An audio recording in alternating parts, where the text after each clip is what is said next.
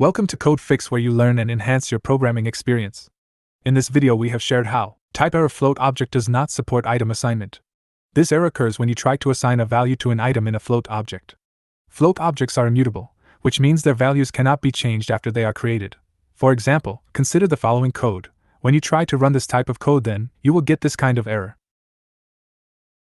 In this code, my_float is a float object with the value 3.14. When you try to assign a value to the first item of my_float, which is not possible because float objects do not have items, you get the type error. Float object does not support item assignment.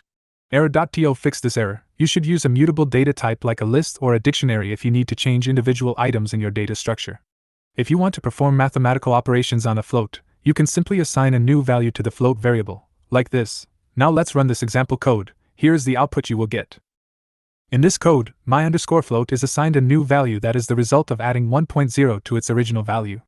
Hopefully this video helps you to sort out the issue you were facing. If you still face problem or need further help, just write in comments. I will reply you as soon as possible. Before you go, if you like this video, you can subscribe for this channel for future videos, which can help and assist you further.